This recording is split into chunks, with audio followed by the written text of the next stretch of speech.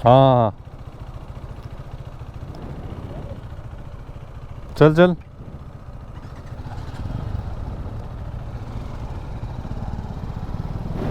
तो गाइज अब है हमारे पास TVS की जो RRT R310 है वो। इसके जो डायनेमिक्स है ना वो काफ़ी अजीब से हैं। और वाइब्रेशन है बट इतनी भी नहीं है, बट डिसेंट लेवल पे है, ऐसी कोई दिक्कत वाली बात नहीं है। देखो अभी इसका थोड़ा सा कंपेयर करें, क्योंकि मैं ड्यूक 390 चलाता हूँ, इसमें उतनी तो वाइब्रेशन अभी तक तो नहीं आई है, बट स्टिल ओवरऑल देखा जाए तो बाइक इज़ वेरी स्मूथ। बड़ा लोग कहते हैं इसके अंदर इतनी वाइब्रेशन है। एंड पावर मैं बोलूँगा तो पावर मुझे डिसेंट ही लगी है, मतलब ना इतनी बहुत ज़्यादा ना इतनी बहुत कम।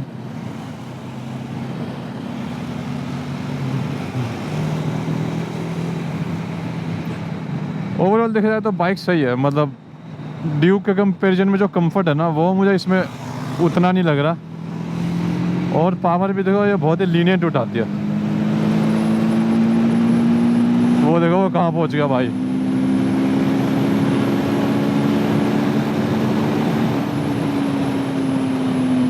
ये आराम से उठाती है, वो तो डरा देती है, मतलब उसमें और इसमें बहुत फ़र्क है, क्योंकि यार रेट का भी फ़र्क है, सेगमेंट का भी फ़र्क है, तो चीज़ तो है, तो वो बात तो रहेगी हमेशा ही। बट सिर्फ ओवरऑल मैं बोलूँ तो वैल्यू के हिसाब से बहुत बढ़िया है, क्योंकि जिस प्राइस पॉइंट में ये आपको मिल जाती है, इतनी पावर भी मैं बोलूँगा इनफ है। ड्यूक मैं बोलूँगा एकदम से मत लो, अगर आपने 200-250 चला रखी है तो लो, बट अगर आप एक फर्स्ट बाइक लेना चाह रहे हो तो आप ये ट्राई कर सकते हो मेरे हिसाब से। हालांकि स्टेबिलिटी है बढ़िया है, बट लिटरली बताऊं तो थोड़े से अगर आपको पावर फन चाहिए तो थोड़े से ज़्यादा पैसे डाल के ड्यूक पे ही जाओ। बट अगर आप नहीं चाहते कि एकदम से जाऊं तो ये ऑप्शन भी बुरा नहीं है, ये ऑप्शन भी काफ़ी बढ़िया है, ऐसी बात नहीं है। अब देखो मैं 6 गियर पे हूँ, इसमें 90 में लगता है कि हाँ भाई ज़्यादा करूँगा तो खींचेगी। हालांकि उसके अंदर क्या रहता है कि भाई उसके अंदर तो खींच दो, वो कहती है आजा भाई खींच ले, वो तो 4th गियर पे भी इतना चल जाती है। अब इसका क्या, इसका रेड लाइन आ जाएगा, ये बात है। वो देख वो जो गैप बना दिया ना बहुत ही तगड़ा बना देती है। अब वो 6th गियर पे भी अगर आप उसका थ्रोटल ऐसे घुमाओगे तो आपको पीछे जर्क देखने को मिलता है कि हाँ भाई, मतलब 6th गियर पे भी चाहे 100 की स्पीड हो तो पावर में आपको लैग नहीं मिलेगा। इसके अंदर वो चीज़ रहती है। तो इसके अगर टॉप स्पीड की बात कर लूँ तो ये भी मोटा मोटी उतनी जाती है 166। अब देखो ऐसी रोड है इसलिए मैं ज़्यादा तो नहीं भगाऊँगा, बट स्टिल ओवरऑल की बात कर लिया है तो जो डायनेमिक्स है वो मैं कहूँगा बढ़िया है। बाइक स्टेबल है, लोग कहते हैं कि स्टेबिलिटी की दिक्कत है, तो नहीं स्टेबल है, बट हाँ मैं ऐसा भी नहीं कि हाथ छोड़ सकता हूँ एकदम ही 100 पे। बट ड्यूक पे हम कर सकते हैं। अभी का क्या चक्कर है, अभी तो इस पर काफ़ी डिस्काउंट भी चल रहा है, तो मेरे हिसाब से डील अच्छी हो सकती है। बट एक जेन्युइन रिव्यू दूँ तो देखो ड्यूक चलाने के बाद इस पर सबसे पहला तो मेरे को अजीब सा लगा कंफर्ट, मतलब सीट का कंफर्ट। इसकी सीट एकदम जो भी हमारे बटक्स होते हैं उसकी वहाँ पे रहती है, जबकि जो ड्यूक की सीट है वो एकदम ही हमको टक इन करके सही से रहती है। और मुझे ऐसा लगा कि ड्यूक के अंदर अगर मैं सीट बदलवा लूँ तो कंफर्ट थोड़ा सा ज़्यादा है ड्यूक के अंदर, ठीक है। एंड इसके हैंडल थोड़े से नीचे हैं, ड्यूक के थोड़े ऊपर है, क्योंकि सीट हाइट भी ड्यूक की थोड़ी ऊपर है। तो ओवरऑल जो कंफर्ट का मामला है ना उसमें मुझे ऐसा लगता है कि ड्यूक ज़्यादा है। और ड्यूक की जो ये टंकी है ना वो भी अच्छे से टक इन करती है, ग्रैब करती है, मतलब टक इन कह रहा हूँ, ग्रैब करती है, तो वो बात तो है ही है। वो देखो R15 वाले को। अब इसका 6th गियर ऐसा लग रहा है कि 70-76 भी है।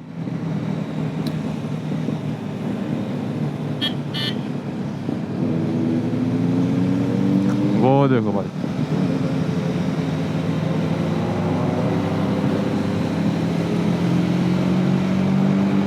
बट ऐसा नहीं है कि स्पीड नहीं पकड़ती गाड़ी, स्पीड पकड़ लेती है बिना दिक्कत के।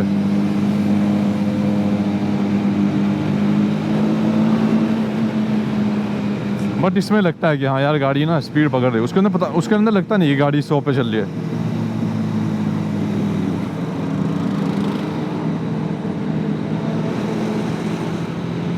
तो ये बात है।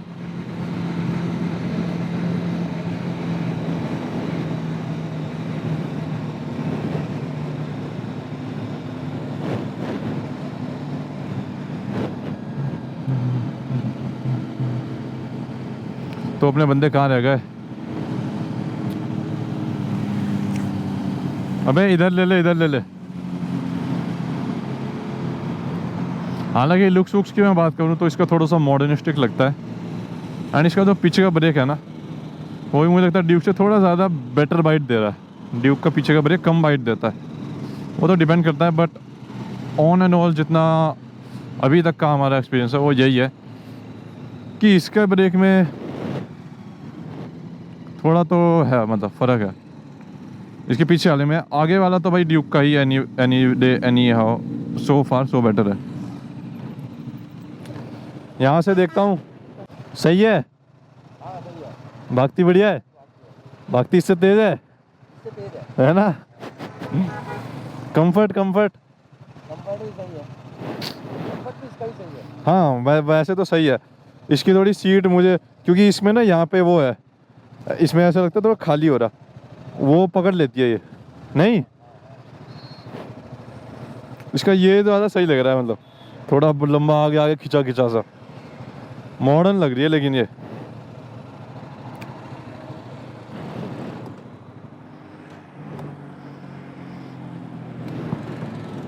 अब इसकी TFT कुछ ऐसी दिखती है यहाँ, range, odometer, top speed 161। Top speed मैंने चलाई है 160। अरे भाई साहब, fuel, super moto, ABS of, ABS on off भी हो जाता है क्या इसका? सुपर मोटो में पीछे वाला ABS ऑफ हो जाता है। हाँ तभी मुझे लगा पीछे का थोड़ा बाइट आ रही है बढ़िया। इसमें काफी सारे मोड हैं। Ride mode, urban, rain, sport, track, ये रहा। तो ये गर्म तो नहीं होती इतनी जल्दी है ना? नहीं, इतनी जल्दी कर लो। अभी भी 80-85 ही हुआ है। नहीं आ रही थी ये देखने गया था हैं, और मैं खुद, तो भैया ने बोला कौन सी बाइक चलाते हो? मैं बोला स्प्लेंडर चलाई मैंने। अरे तो इतनी बड़ी नहीं पहुंच जाऊं, पहले 300-400 ट्राई करो। मैं भी इसी चक्कर में ये, मतलब ओवरऑल जो फीचर्स के मामले में ना ये मुझे ज़्यादा बढ़िया लगी। वो क्लच व्लच भी ना इसका थोड़ा सा मुझे ऐसा लगा कि बेटर है, लेकिन ये है कि एकदम से पीछे नहीं फेंकती, मतलब ड्यूक के जैसा इसका सीन नहीं है, ड्यूक वाला सीन नहीं है।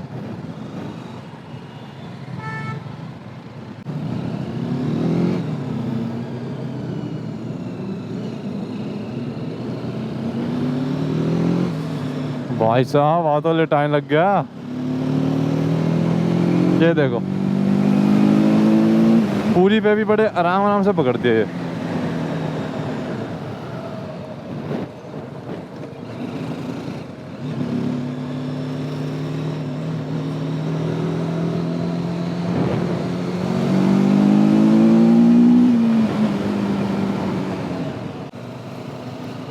अब डिपेंड करता है क्योंकि ये वाली बाइक अभी आ रही है 2.2 की ex showroom, and may be 2.1 भी पड़ सकता है, 2.12, तो वो आपके ऊपर है। तो लाख रुपए हैं? नहीं सीधा है अभी तो, सीधा।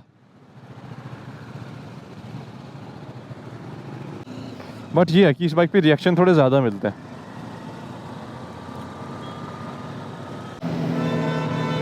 ये बाइक एक तो इतनी कॉमन नहीं है, तो जिसकी वजह से क्या है ना कि इसकी जो ओवरऑल मतलब रोड प्रेजेंस है वो ड्यूक से थोड़ी बढ़िया आती है, वो चीज़ है।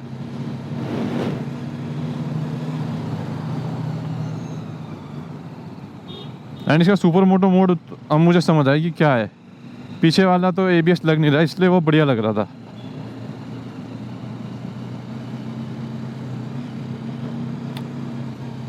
ओवरऑल देखो भाई, ड्यूक चलाने के बाद इस पे मैं आया तो मुझे शिफ्ट तो दिखा बट इतना भी मेजर नहीं। बाइट भी इसकी बढ़िया ही है। आई एग्री कि it is not like Duke, ठीक है, बट स्टिल मतलब मैं बोलूँगा 18 और 20 बस इतना ही फ़र्क है, बहुत ज़्यादा फ़र्क नहीं है ये। अब इस वाली बाइक को ना ऐसा नहीं मन करता कि यार भगाओ भगाओ, उस वाली बाइक को मन ही करता है भैंचो भगाओ।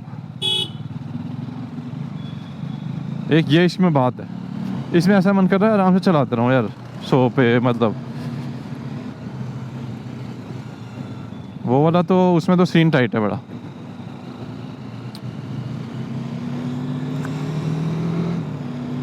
अब ये जैसे मतलब इस पे ऐसा लग रहा है कि 4th गियर पे 54, 58 अब गियर डाल दो, उसमें 4th गियर पे जब तक 60, 70 नहीं पहुंच जाती तब तक कोई इतना वो नहीं है।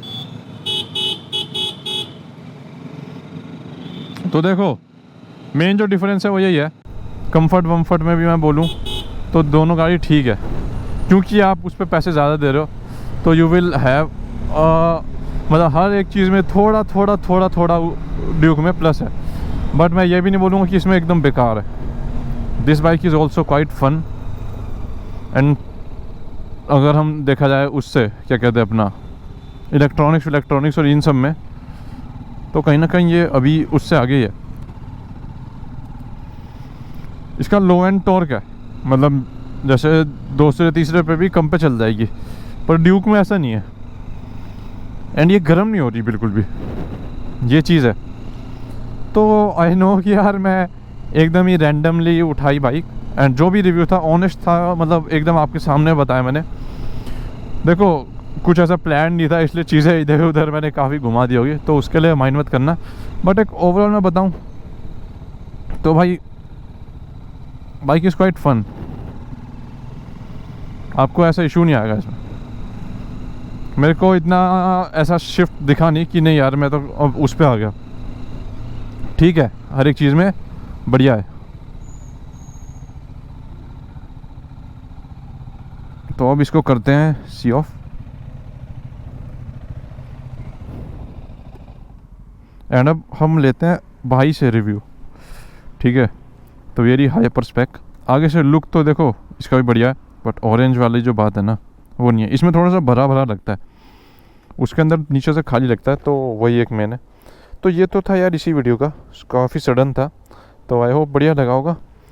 एंड एक बार फिर करेंगे, बट अगली बारी से इसको सही से करेंगे, सही से इन द सेंस कि एकदम प्रॉपरली प्लान करके करेंगे कि क्या फर्स्ट सेकंड थर्ड। अभी तो एकदम रैंडम था, जो था एक्सप्रेशन सब कुछ सामने था।